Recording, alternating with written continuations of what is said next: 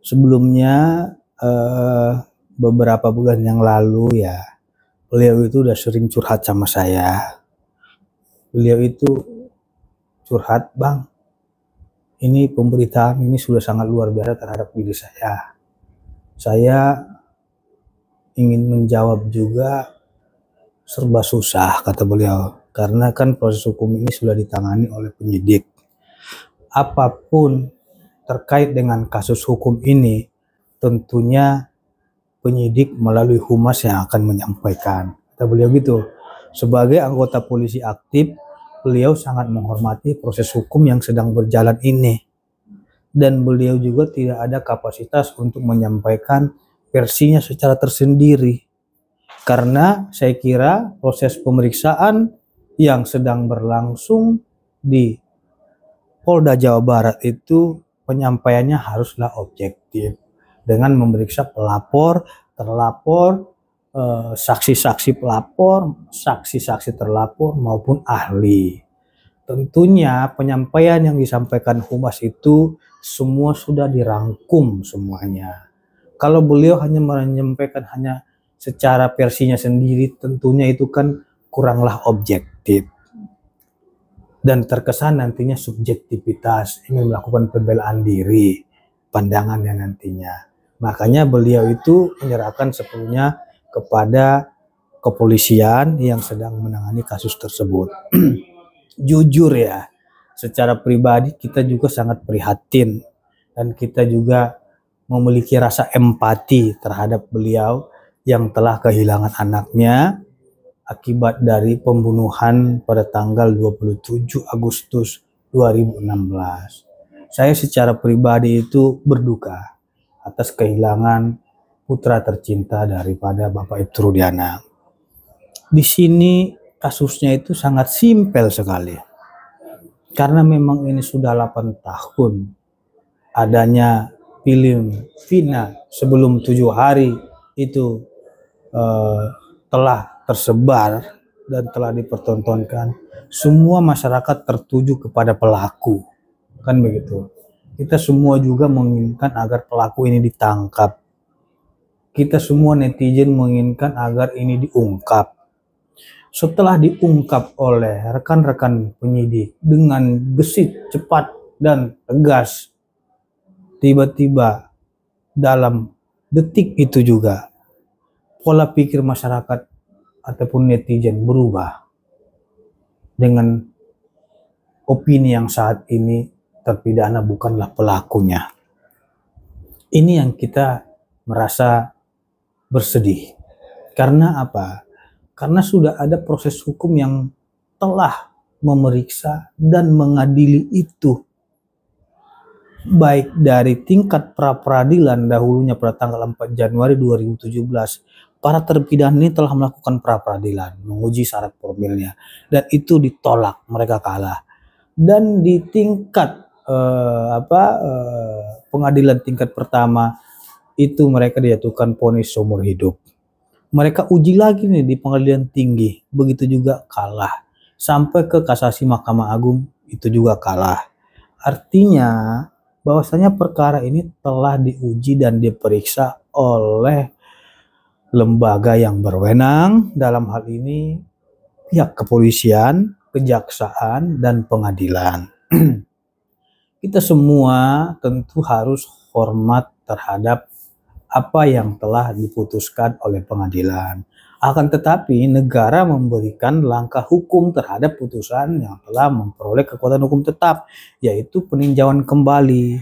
Upaya hukum itulah yang harus ditempuh oleh rekan-rekan kita yang sedang melakukan tindakan hukum. Kita hormati itu. Akan tetapi saya hanya meminta jangan juga ya pelapor ini, korban ini sudah korban tapi dituduh pelaku kriminal. Ini terbalik cara pola pikir kita, pandangan kita. Ini sudah lari dari esensi yang namanya itu membela korban gitu. Nah, ini yang kita sesalkan tadi. Kenapa sekarang korban yang disalahkan? Kalau itu tidak diungkap oleh Bapak Ibtu Rudiana, maka korban ini meninggal karena laka lantas. Karena memang ini diungkap, dicari dan digali dan didalami oleh penyidik, terbukti ini adalah pembunuhan berencana. Sejauh ini tidak ada yang menyatakan itu laka lantas. Dan yang menyatakan laka lantas itu telah ditindak oleh Propam Polri, etik, karena tidak dilakukan scientific crime investigation pada awal dahulunya itu. Sehingga itu menghasilkan laka lantas katanya. Itu yang ditegur oleh Kapolri, tidak adanya scientific crime investigation sehingga langsung diputuskan laka lantas. Seperti itu. Bang, mungkin Pak itu ini kan ayah dari almarhum Eki gitu. Iya. Berbagai macam banyak hoax di luar sana gitu kan, yang bikin katanya Pak itu juga kecewa dan sedih gitu. Mungkin boleh disebutin Bang seperti apa? Iya. Jadi baik. Hoax dan fitnahnya itu kami melihat ini sangat terstruktur, sistematis dan masif. Yang artinya ini seperti jamur yang A, B, C, D, E, E, F, semua itu ngomong tentang beliau. Ya, yang pertama terkait dengan ada katanya itu petugas makam yang menjaga makam almarhum itu ya melarang orang ziarah dan mengambil foto karena disuruh Bapak Ibtu Rudiana, namanya Rana. Itu sudah saya telepon beliau. Saya bilang, Bang, mohon izin, apakah benar abang ada suruh orang di tempat pemakaman almarhum Eki untuk melarang orang berziarah ataupun mengambil foto? Tidak pernah, kata dia gitu. Apakah abang kenal yang namanya Rana? Tidak kenal, kata dia gitu. Ketemu aja nggak pernah kita ketemu. Bagaimana saya mau kenal dia? Terus saya tidak pernah melarang orang ziarah ke makam almarhum. Kalau orang ziarah, masyarakat ziarah, justru saya berterima kasih. Apabila ada orang yang mendoakannya juga, saya sangat senang dan berterima kasih itu. Nah, hal-hal sekecil itu saja. Siapa yang menciptakan ini? Gitu loh. Jadi kita juga tanda tanya. Ini kok ada orang-orang baru muncul membuat spekulasi-spekulasi sehingga menjatuhkan semangat korban dalam memperjuangkan keadilan. Ingat loh, ada 3 DPO di sini. Jadi kalau laporan Pak Ibtu ini dicabut, berarti kan 3 DPO-nya hilang dong. Ingat, kita masih mau mencari DPO atau tidak nih? Kalau kita tidak mau mencari DPO, bisa saya suruh Pak Rudiana, udah cabut deh laporan polisinya Pak, biarin aja 3 DPO berkeliaran. Coba. Nanti dituduh yang macam-macam pula Pak Rudiana. Oh, dia nggak membela ini segala macam. Dia hanya pelapor, ya, dan dia telah menyerahkan sepenuhnya kepada aparat penegak hukum, dalam hal ini kepolisian, kejaksaan, pengadilan negeri, maupun Mahkamah Agung Republik Indonesia. Kita hormati itu sebagai lembaga negara yang sah dan resmi dalam menegakkan hukum dan keadilan. Seperti itu. Terus yang kedua, terkait dengan saksi-saksi, banyaknya testimoni itu, sebenarnya kita nggak mau ladeni itu gitu loh. Karena memang ini sudah keterlaluan sampai dilaporkan ke polisi. Ini nggak bisa dibiarkan. Fitnah ini sudah kejam sampai anaknya saja ketakutan dengan adanya penggiringan opini-opini yang sesat ini gitu loh. Apalagi kita lihat beliau ini kan seorang petugas kepolisian, yang apapun itu yang ia lakukan harus dengan koordinasi dan seizin daripada pimpinan. Tidak bisa beliau melakukan tindakan hal apapun sekecil apapun itu harus koordinasi. Ya, saya kira kita semua di sini harus menghargai itu beliau sebagai anggota polisi. Dan nggak bisa juga beliau keluar-keluar sana sini. Kalau beliau nanti ngomong sesukanya, seenak perutnya, nanti beliau dicopot besok, siapa yang bertanggung jawab? Beliau kan juga perlu untuk menafkahi anaknya. Beliau juga kan punya keluarga. Beliau juga kan punya tanggung jawab sebagai seorang ayah. Sudah cukup deh kehilangan anak.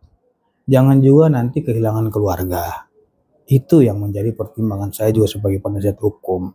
Makanya kita meluruskan ini. Dan satu lagi, ingat loh, mereka ini saya lihat terlalu sadis sekali melakukan tindakan hukum kepada Bapak Ibtu Rudiana.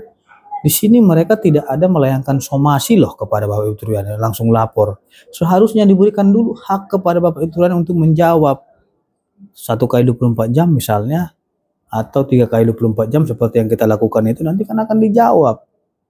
gitu loh. Ini nggak ada diberikan hak jawab langsung dilaporin. Media saja memberikan hak jawab kepada lawan narasumber biar ini berimbang. Makanya itu yang kita sesalkan.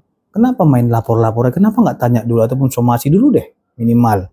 Biar nanti kita jawab. Itu adalah fitnah dan ini kita bisa buktikan. Iya loh, jangan juga sudah kita laporin ini sudah tercoreng nama baiknya. Dia sudah merasa dipitnah apalagi dilaporin seperti itu. Makanya saya bilang penegakan hukum dalam pidana itu sifatnya akhir, karena itu adalah ultimum remedium. Kita juga sebenarnya nggak mau pidanakan orang, nggak mau juga kita somasi orang. Karena bagaimanapun ya, esensi daripada keadilan itu bukanlah untuk menghakimi seseorang. Akan tetapi di sini kita mencari keadilan. Wajar orang yang sudah meninggal dunia, dia mencari keadilan melalui ayahnya. Siapa lagi yang berjuang untuk mencari keadilan bagi almarhum ini? Tidak ada kalau bukan ayahnya yang memperjuangkan itu. Dan seharusnya korban yang lain juga mendukung Bapak Ibtu Rudiana, bukan malah menyalahkan Bapak Ibtu Rudiana. Itu yang kita sesalkan dan itu yang kita sedihkan. Sebaiknya kita semua juga merenung. Apabila itu terjadi kepada anak kita, apabila itu terjadi pada keluarga kita, apakah kita menerima itu?